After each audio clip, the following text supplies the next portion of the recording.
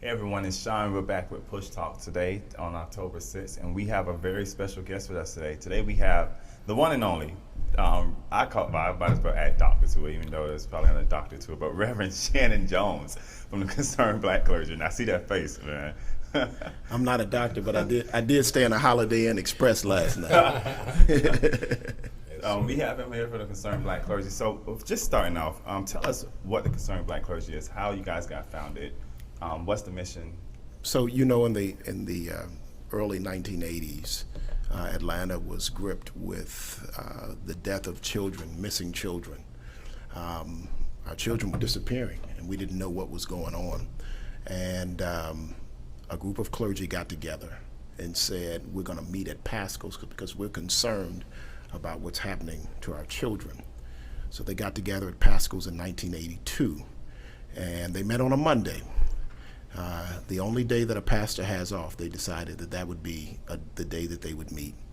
So they got together and began to organize around search parties and to really give attention to the Atlanta missing and murdered children situation that we had. And then as they grew from that, they said there's some other things that we're concerned about: homelessness, hopelessness in our city, and that we need to begin to hold elected officials' feet to the fire. Mm-hmm. So it really began kind of organically that way. And the mission has really focused on Black life in Atlanta, stomping out poverty and homelessness, economic development, creation of Black businesses. And that for the last 38 years has been the work of Concern, as well as being the griot of the community and bringing everybody together for our weekly forums every Monday.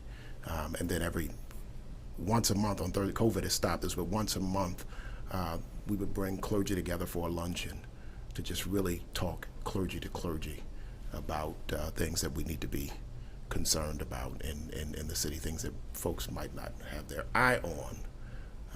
But some things that we need to be looking at. And so we would do that and bring candidates before us, and that wouldn't be the whole committee, just be the clergy. Right. And we would interview various people and decide who was going to be the next mayor. So you didn't have a bunch of people that just jumped in and said, I'm running for mayor. No, you didn't do that without meeting with Bishop Cornelius Henderson, Bishop McKinley Young, AME Bishop, United Methodist Bishop, Gerald Durley, Timothy McDonald, Reverend Albert E. Love. You came and met with the clergy and said, this is what I think I want to do. And so the clergy was instrumental in guiding that. So that's my long arc of the historicity of the Concerned Black Clergy. So, who is Concerned Black Clergy today? Like, what is it that you guys are focused on today? What is it that you guys are doing today? Things that you guys are passionate about today? Today, we are still focused on the issue of homelessness, which, that's something that kind of keeps me, well, it doesn't keep me up at night, but it wakes me up before my alarm clock to think about the moratorium ending and, the amount of people that we get calls every day about issues of folks not having food sensitivity, homelessness. And as President Jones's administration, I'm trying to get more clergy in Concern. In my organization and outside of the four walls and into the psyche of really be concerned about what's going on in our community.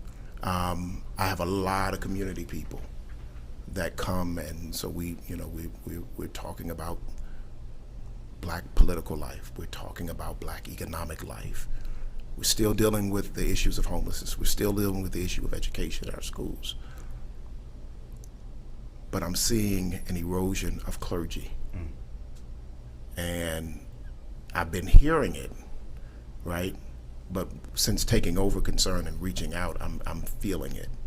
And so my focus right now is to get more clergy outside of the four walls and to make sanctuary at the intersection of church and society. That's what the Jones administration of concerned black clergy is focused on. You know, it's funny because, and I know we've had this discussion before privately, but one of the things that I hear so much is, and I say young people, and I say it loosely because I'm a young person, but people who are younger than me, right? They don't see the church the way I seen it growing up. They don't see the church the way our grandmother raised us in church, or my mom may have raised us in church. They see the church as being a place where we're more judgmental than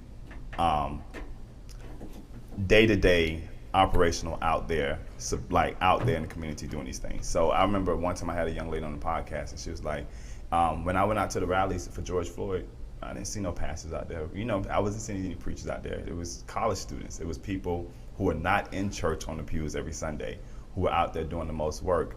And I was like, wait a minute. But then as I began, like you, to start reaching out to churches and to start trying to build these connections, man, I've probably gotten more friendliness from outside of my community. And this is as speaking as an associate pastor, right? Outside of my community than I have from within the community. What do you feel like has changed? Has the church changed, or is it the times, is it the people? Is Black life is we're disoriented.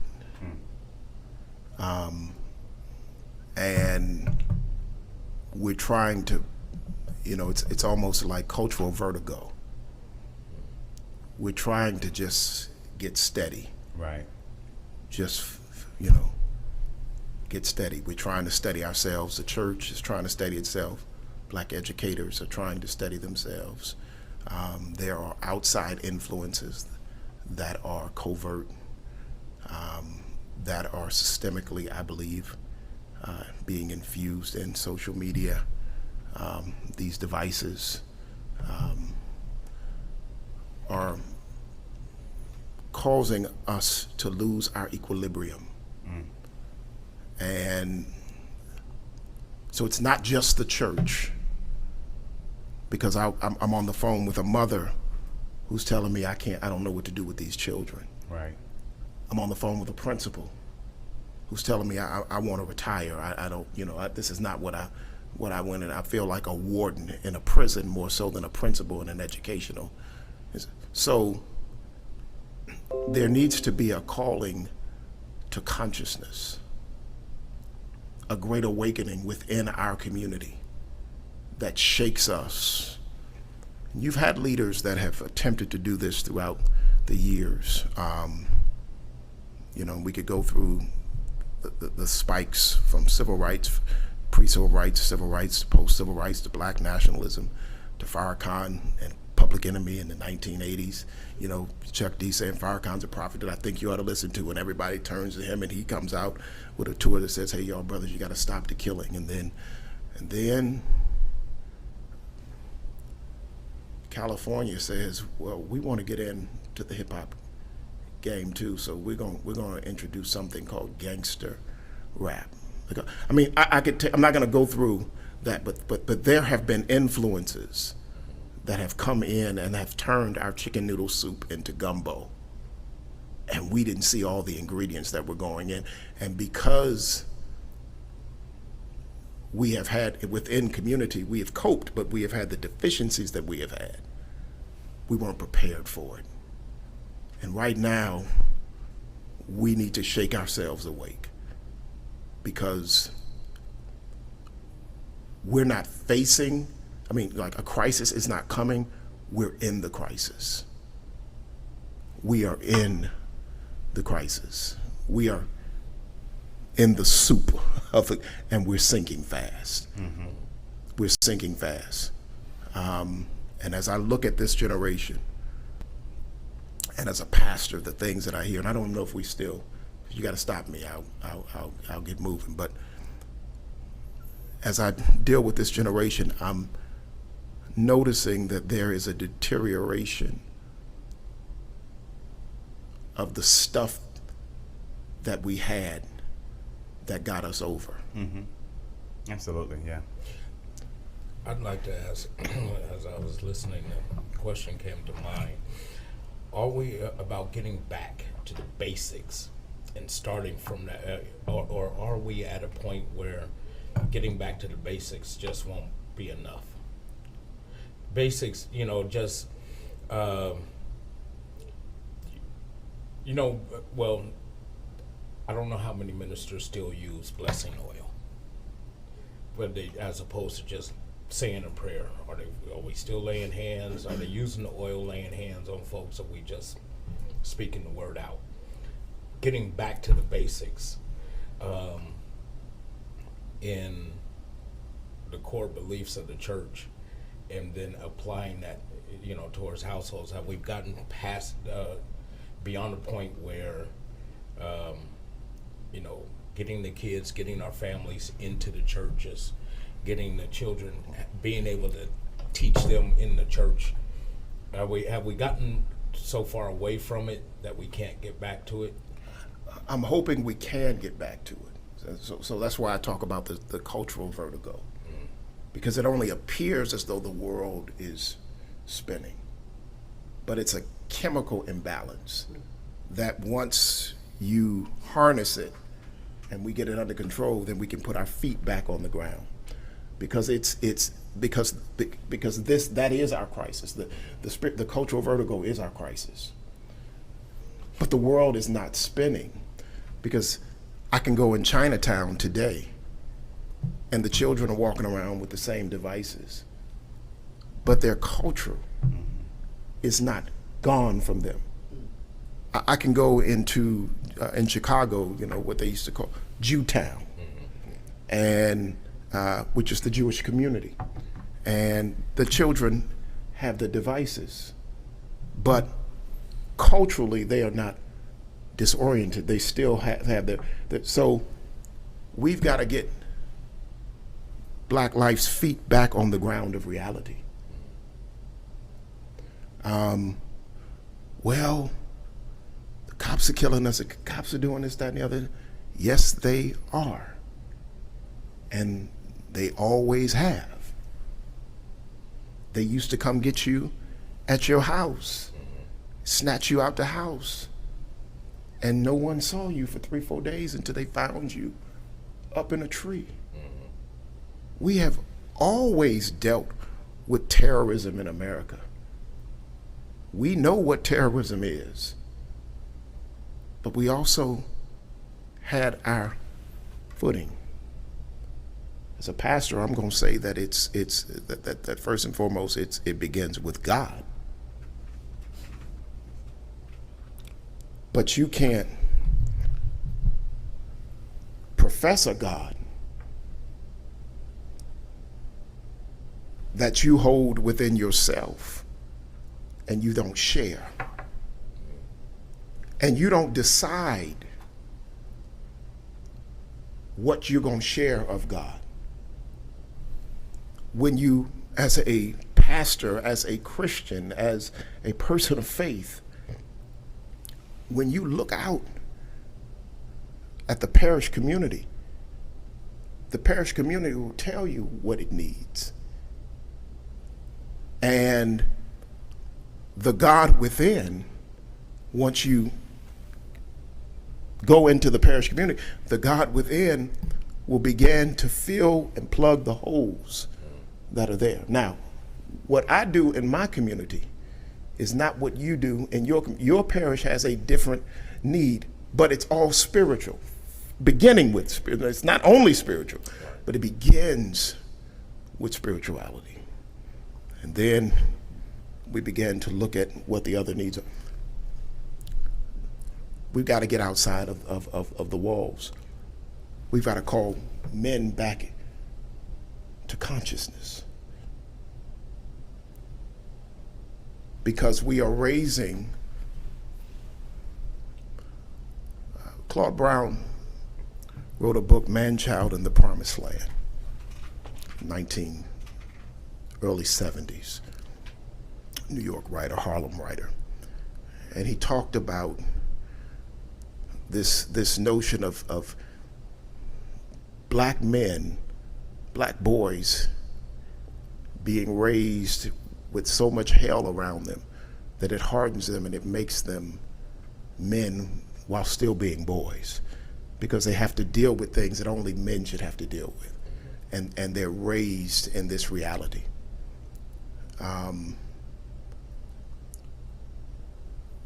Water boys on the street corners are not out there because they have nothing better to do. They're out there because there's an absence of a father in a home. And mama's got 2 or 3 other children, maybe by daddy or maybe by 3 different other. And so I'm little man. And I have to go sell this water, because when I sell drugs, they lock me up. And I got a case of, now I'm selling this water I get for $2.82 at Walmart. I sell 10 cases of them. I can make hundreds of dollars. And I take that home to take care of my mother. Now, I have to get a gun because I have to protect my business. And so all of this dysfunction is all dealing with that equilibrium being off, beginning with the spiritual, the absence of the father, the mother having to be daddy and mama, disorientation, children not being able to be children because there's no structure there. So then and there's pain and angst and hurt, and then they go to school and they act out. And in the schools, there aren't assistant principals anymore where they send you to principal. Now there are officers in the school. So now your kid can get a case and be put in the system for going to get an education. They're outside influences, stuff that slipped into our soup and turned our soup into some gumbo that we don't want. If that answers you in a very meandering, roundabout way, I'm going to keep coming back to the fact that I think we can and we must, but it's for conscious people to begin to call us back to consciousness and community. And I would say this, it's interesting. I was in Paris and I was touring Notre Dame, and one of the things that really captivated me, and I think I came back and told the story to everybody, I said the kids didn't have iPads. They didn't have tablets in the church. They had it outside of it. But when they stepped into the church, all that stuff went away. And you and I both know, all of us know, like, you go into a church now, you take a child's tablet in the middle of service, you might as well be ready to cast out a demon, because that child is not going to just be okay with that. Mm-hmm. And I think it does come back down to that cultural difference. I grew up in a generation where when I was growing up in the early 90s, you didn't do that. I went to a very old school church. I mean, if you would sleep on the aisle, whoever was on the aisle with you woke you up. And if you didn't want to just wake up when they told you to wake up, there was a hand coming to help and assist you, right? And we've gotten out of that mentality of it takes a village to raise a child, because definitely in our culture, nobody needs to talk to my baby but me. Nobody needs to correct my baby but me. And that's a mistake. I think that's a huge mistake, because it does take a village to raise a child. And we think about it from this perspective. No one person manages their own business, right? If your business becomes successful or not, or whether or not it's not, there's usually more people behind the scene, right? Reverend Shanan is not Reverend Shanan because of just his great gifts, but it's the people who stand behind him, who help support him, right? And we can't deny that. It takes a village. Black push is not black push. Just because Sean's face is always the front face doesn't mean that there's not people behind Sean that make sure that Sean stays on track. Hence, everything about this place, right? Mm-hmm. And I think that village should take that village mentality is something that we've lost in the church. And even from this perspective, the church has become way too political, right? From the sense that we run the church more so like a business versus running the church for what it was supposed to be. The Bible says back in the old time, one of the things that we've been working on, I know you and I have been working on tremendously, is that there was not a shaking. That you used the word shaking, and what came to my mind was the book of Acts. The Bible says when everybody was in Jerusalem on one accord in one place, then there was a shaking, right? Until the pastors come together and get on one accord in one place, that shaking won't happen. There won't be a change in our churches. There won't be a change in our community. One of the things that you said something earlier that you said, well, what wakes you up before your alarm is homelessness. Well, wakes me up before my alarm is homelessness. That's one of them. But also, too, to think that we have so many churches in all these communities, but there's no power in these communities. And that, for me, every day I wake up with asking myself, like, as a church, what could we do, or what could I do to make sure that the community, at least, that God is protected or put me in a place to serve? There's some power, right? We're seeing some kind of adjustments there. We're reaching out to the youth. We're reaching out to the older people in the community. We're reaching out. We just had a lady on the show last week, Carol Massey, and she was talking about a report they have where they were outlining by the, I think it was Pennsylvania State. They did a report where they were talking about expulsions and suspensions in schools. And we looked at Gwinnett County, and they said that Gwinnett County, African Americans made up 28.3% of the people enrolled in schools. Of the expulsions and suspensions, we made up 49.1%. 49.1%. And we talk about it from the justice system, how we're disproportionately sentenced. But it's not just starting there. It's starting, and these babies are in middle school, high school. They're being disproportionately suspended. We're working on a case right now with a young man in Gwinnett. We'll meet with the school board in Gwinnett tomorrow, virtually, about a case of a young black man who was called the inappropriate word, and he pushed somebody, and now it's this whole big thing. You know what I'm saying? But he can be charged with a crime. With a crime. For a person calling him the N-word. And this is a 13-year-old child, mm-hmm. right? How do, from a church perspective, how do we get back to that? You know what I'm saying? Because we can't expect the community to get back to it unless we go back to the core ourselves. And a lot of us, a lot of the clerk, like I was reading today, I can't think that the Catholic Church is getting ready to go into their synop this week to kind of look at the doctrine and look at what they need to reform about it. Don't you think that as a body, for the body of Christ, the body of Christ needs a synop? We need to come together on one accord in one place and look at what's going on and bring Dr. Matt King Carter, my old pastor, used to always say, if you're going to preach. Oh, I understand you more better now. If you're going to preach, you got to have a newspaper in one hand and you got to have a Bible in the other. Right. You cannot preach Jonah to a generation that understands Twitter, That's Facebook, and Instagram, right? Jonah does not work for them. They can't imagine a man being stuck in the belly of a whale, but they can imagine a person laying down on the ground and a police officer putting their hand on their neck. How do I preach George Floyd through Jesus, right? Mm-hmm. And that's, what do we have to do to get back to that core? Right, is to be relevant, right, mm-hmm. to that need. So you said, okay, Jonah in the belly of a whale, but Raheem in the belly of the beast. Right. I understand. But before you say, well, that's Raheem, Rebecca and Rashawn are in the belly of a system that controls them or that wants to pull them into a system because they smoking a little weed or this, that, and that. They get caught in the state of Georgia with, I can't, what is it, how many ounces? Oh, I don't know. That was a test question. But a certain amount, I can't remember how many ounces. It was a very small amount. One year in this 1 year imprisonment, $1,000 fine for something that's totally legal in D.C., totally legal in California, New York.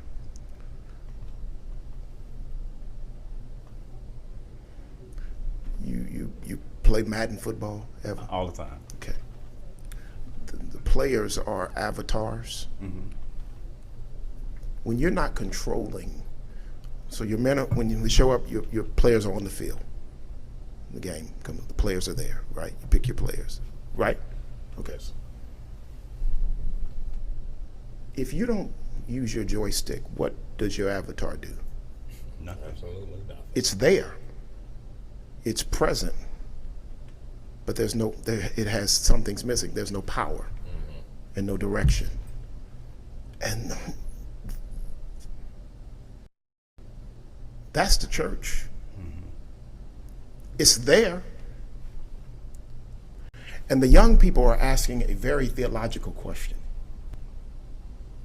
Where's the church?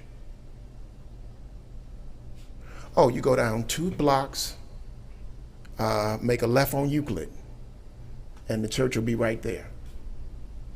No, I'm not asking you where the church building is.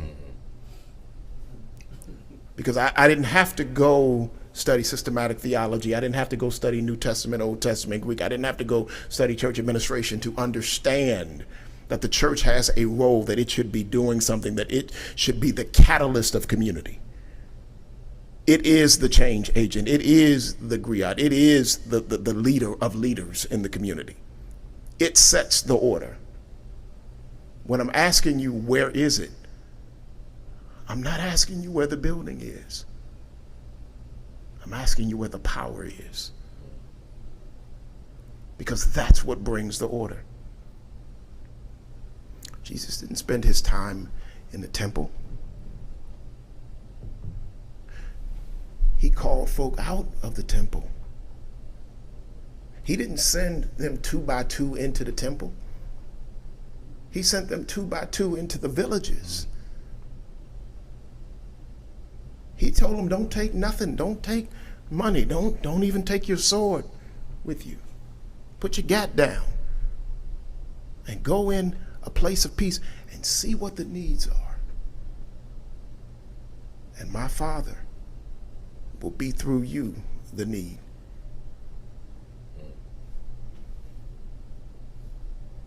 Part of this equilibrium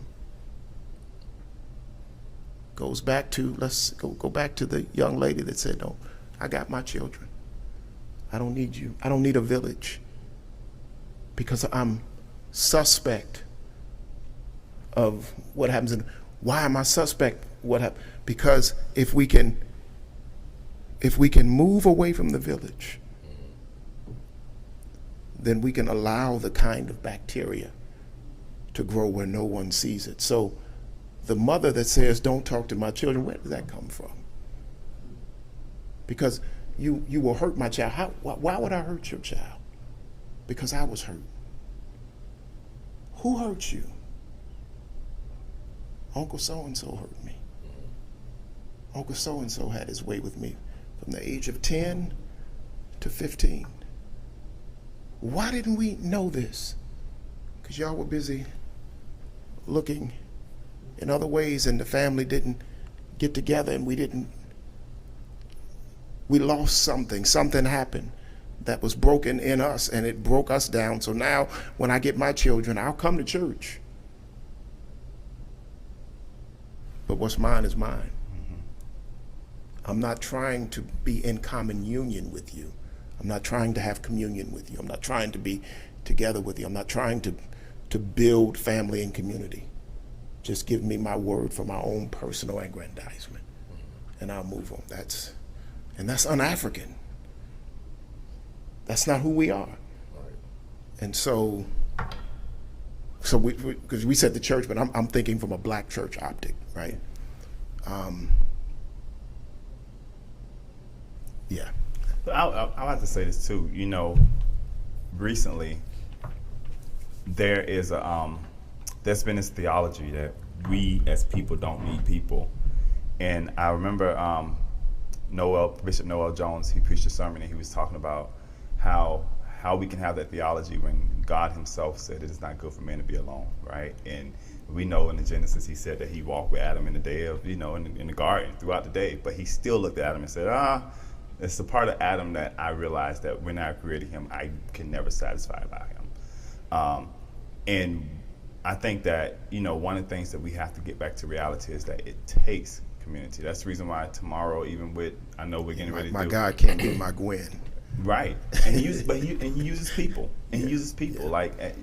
And people forget that the promise he made to Abraham, he says that, and through thy seed, all the nations shall be blessed, which means he was going to use Abraham's children to be a blessing to the world. Right. And we have to get back to that. And, I think that's a part of the reason why we're getting ready to go do an event tomorrow.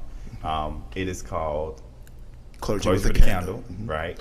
And we'll be doing that where? And what's going on tomorrow? So we'll be doing it at, forgive me, I'm going to give you the address because I've left the address in my mind, but we're Bishop Michael Canyon's church in the Pittsburgh community of Atlanta. We're calling clergy to come outside of the four walls and to begin to light the darkness So we're not, it's not a call for the whole church.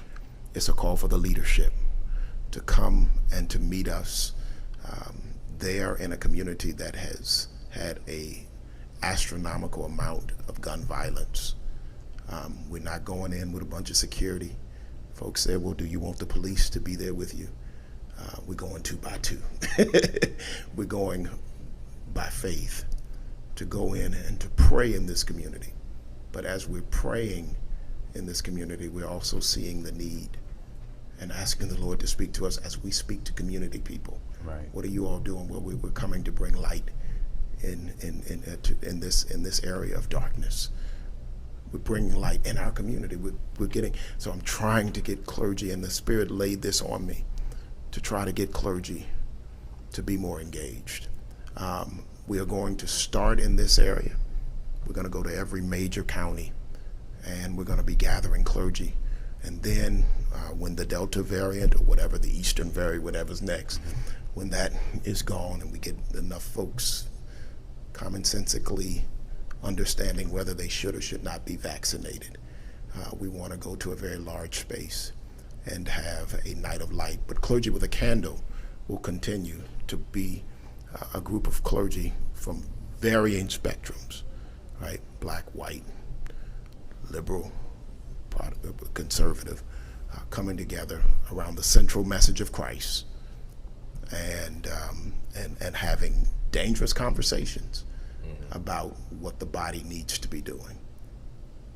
So if people want to find out more information about Concerned Black Clergy events you guys have going on, they can go to www.concernedblackclergy.com. Okay. And so we want to remind people, even though this aired for like a week, that event is being hosted on October 7th. But there'll be more events like this. So if you're a pastor and you want to connect, go to concernedblackclergy.com. I know they have contact information there as well. Yes, they do. They have you go to concernedblackclergy.com, www.concernedblackclergy.com, and we'll get you connected to us and to Black Push and to everybody else that you need to be connected to. You can join us every Monday on our Facebook page, concernedblackclergy.com at 11 a.m. For our weekly forums. Absolutely. Thank you for your time. And this is the part of the reason why I dislike talking to you, because our conversations can go on forever.